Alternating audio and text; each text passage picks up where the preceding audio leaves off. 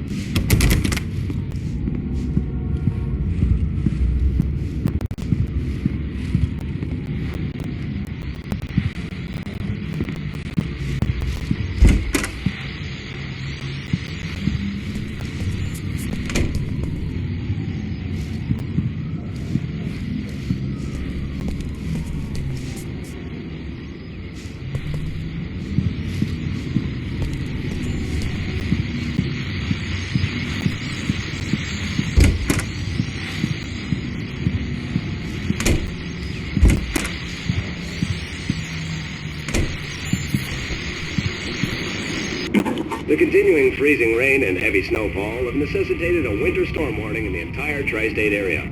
People are advised to stay indoors as many roadways are already closed, and city officials are not expecting snow crews to keep up with the weather. We're now on the third day of the blizzard, and the weather is not expected to clear up anytime soon.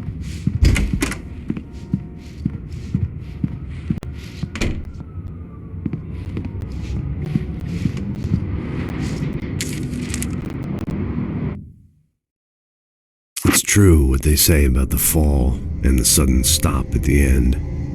I'd lain here in the snow while the lurid chain of scenes that had led me here kept playing in my head, a rerun of my own private snuff movie.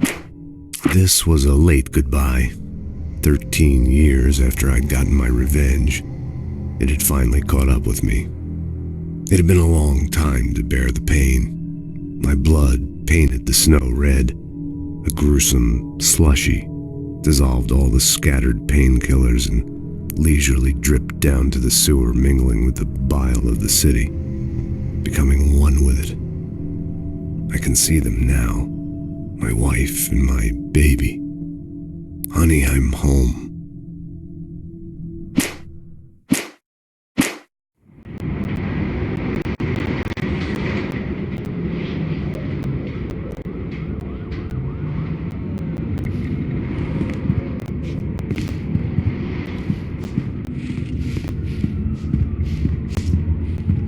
Oh, hey, I just finished those cover mock-ups. They're on your desk. Tell me what you think. No kidding. I didn't think you'd get them done this quickly. On occasion, I can perform all sorts of miracles, my dear. Oh, really? Well, you seemed to think so last night.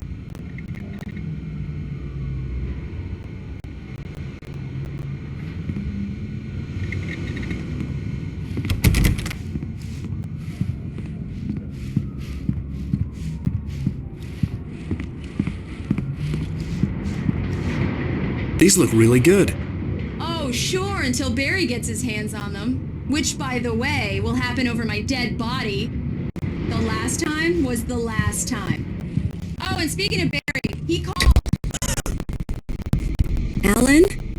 Alan, please check the fuse box. I'm right here. I'm on it, honey. Please hurry!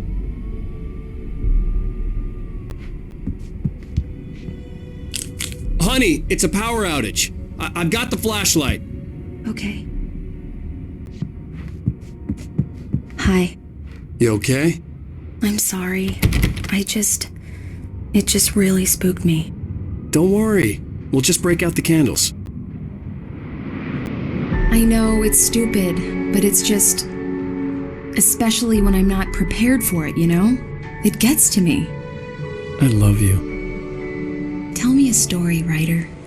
Okay. I used to have these nightmares when I was a kid. The dark really spooked me, too. When it got really bad, my mom gave me this old light switch. She called it the clicker. The clicker, huh? Yeah. If I ever got scared of the dark, I could just flip the switch and a magic light would scare the monsters away. Oh, sure. Here it is. Alan. Maybe it'll help you too. Yeah, nice story, writer boy. You made that up right now, didn't you? No. Seriously. I love you, even if you are a liar. Thanks for this.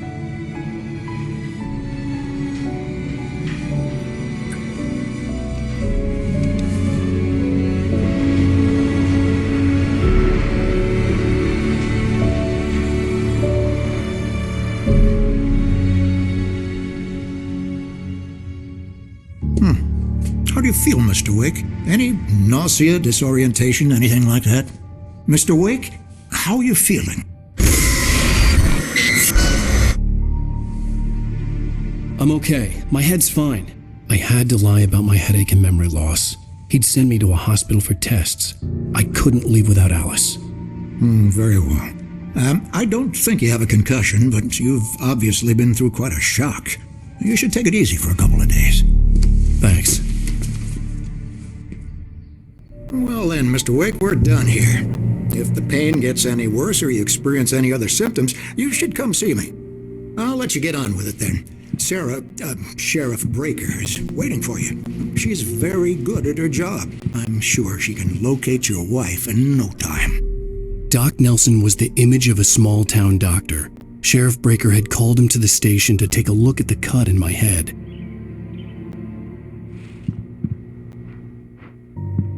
I'm sorry you had to cut your morning fishing short for this, Doc. Oh, she's a beauty, ain't she? Not the biggest I ever caught, if you can believe that coming from an old fisherman like me, but she's right up there. Now, she's a largemouth bass, which is what you're after if you prefer a lure. Now, if you want either trout or salmon, on the other hand, then it's fly fishing for you. You a fishing man, Mr. Wake? Oh, that's really...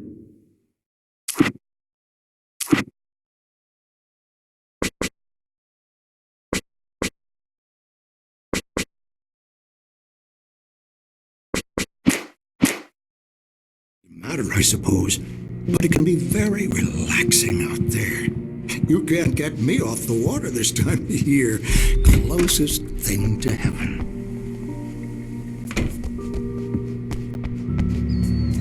Thank you for testing the lights, Miss Weaver. Everything seems to be fine. I don't have the luxury of being complacent, Deputy Grant. Oh, we'll need... Come in, Mr. Wake. Your phone's on the desk. The battery was dead. It's charged now. Stay now.